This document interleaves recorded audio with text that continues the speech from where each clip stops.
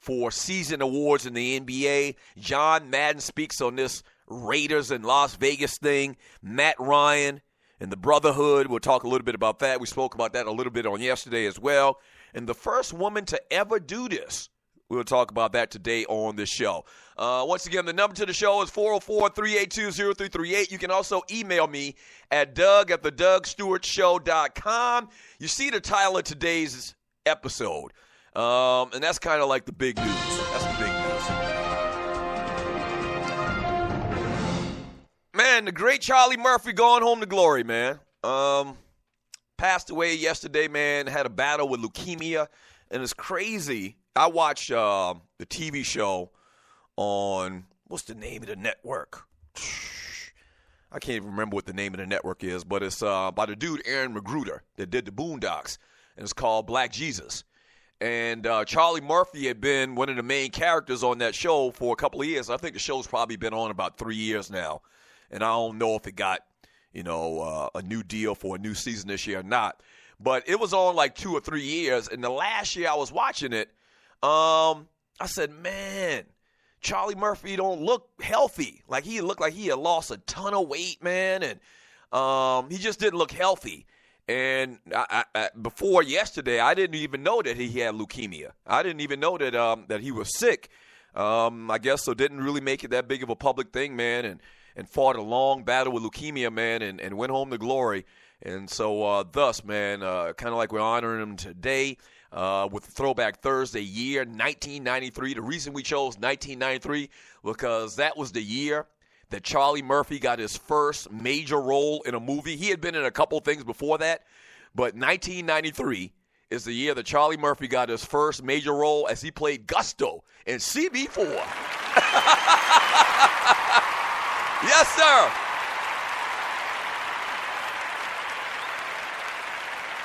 Yeah.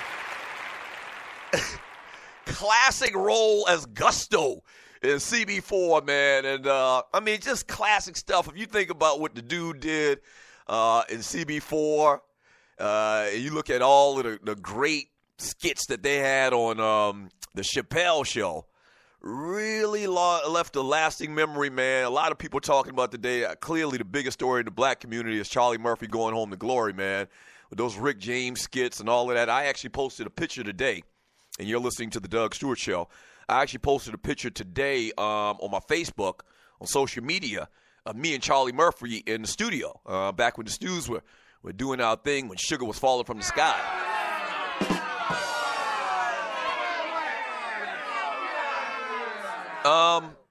Real cool dude, and I always try to give like commentary about a person off the air. And if you remember, we had that interview with him. He was in town and he was performing at some comedy club, and so we always had like comedians come in on Friday, and so he was in town to perform at a comedy club, and real cool dude. Two things that I remembered about him. One was, the first thing, to be honest with you, the first thing I remember about him is, damn, this ninja got some big ass teeth.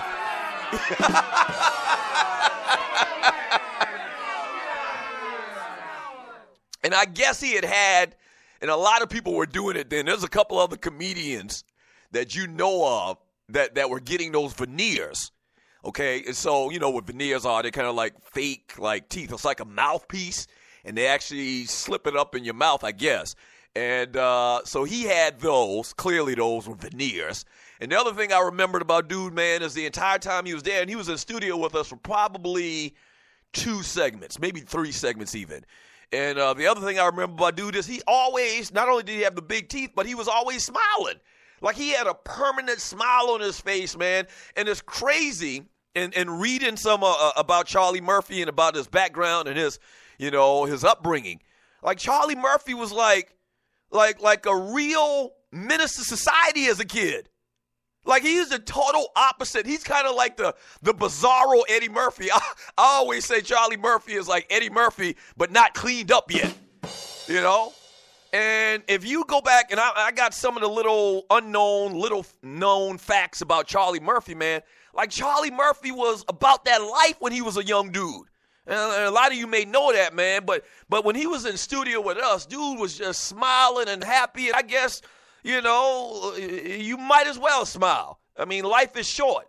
And so real cool dude, man. Real cool dude and going to be missed. And as I said when I posted the picture today on my Facebook, man, just live your life. Just live your life, man. You ain't got but one, man. Live your life, man. You don't know how much time you got.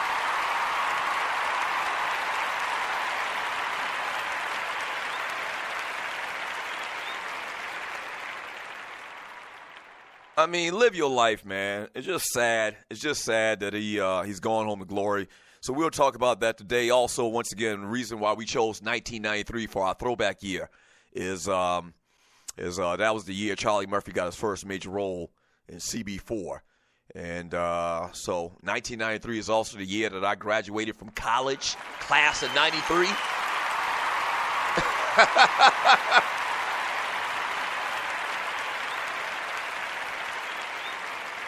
Yeah, class of 93. In 1993, the Toronto Blue Jays won the World Series. The Dallas Cowboys won the Super Bowl in 1993. I think that was their first Super Bowl out of the three in the 90s. The Chicago Bulls, Michael Jordan doing this thing, obviously, won the NBA championship in 1993. What else did we have in 1993? Oh, the Florida State Seminoles, the great Charlie Ward, won the national championship in 1993 as well.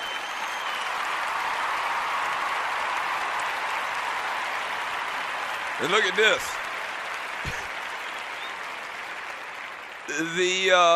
The more things change, the more they stay the same. Your national championships, champions in basketball in 1993 were the North Carolina Tar Heels.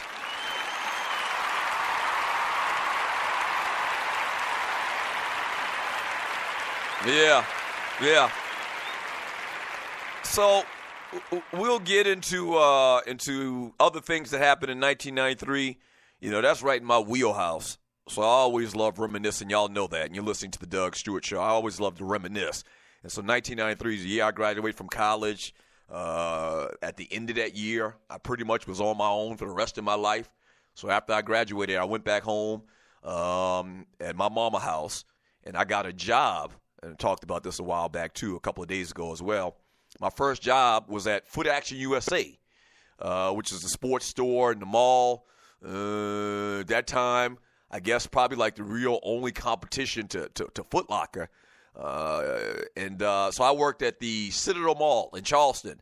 And then a couple months later, got promoted and moved out my mama's house and moved to Roanoke, Virginia, and the rest is history. I ain't never been back in my mama's house since. And she was glad. Good riddance.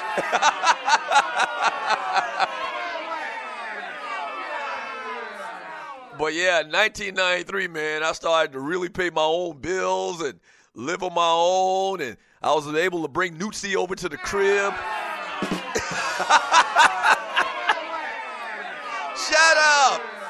Shut up. I like Newtsy.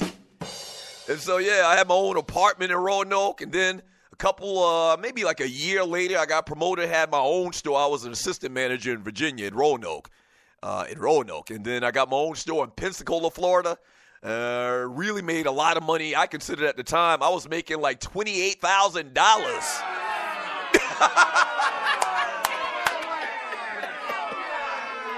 Wait a minute. I was making $28,000 at the time. $28,000 for a ninja that was just in school a year ago was a lot of money. And not only that, I had the opportunity with sales and meeting and matching and beating sales numbers from the previous year to make bonus money.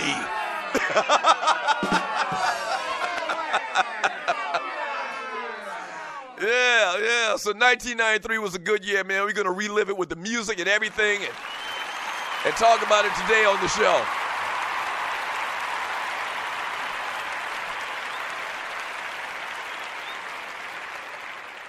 Oh, man, I'm looking in the chat room right now on Spreaker.com. RC says, I wonder if Bro McDowell has that episode when he was a guest on the Stews.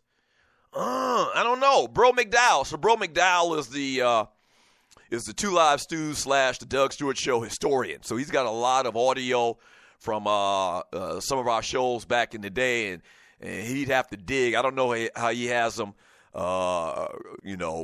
saved I don't know what type of order he has them saved. I don't think he's got like a Dewey Decimal System or something like that. But maybe he does. If he did, man, I would love to hear it. Hey, Bro McDowell, check your records, folks. See if you got that Charlie Murphy interview that the Stews did. I don't know how long ago that was. I'm going to guess. I don't know. I have no idea. I have no idea. So it was somewhere between 2001 and 2012 before they got our black asses up out of there.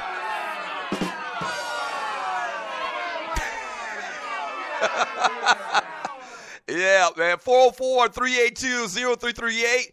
You can also email me at doug@thedougstewartshow.com. So today, man, we pay homage to the great Charlie Murphy. Some very interesting facts once again on Charlie Murphy. We'll get to all of that. When we get back from the break, man, NBA's regular season is done. It's a wrap. Kaput. It's over. And the Boston Celtics have done it. They've got the #1 seed in the playoffs. But I'm sorry to say, if you're a Celtics fan, they might be out in the first round.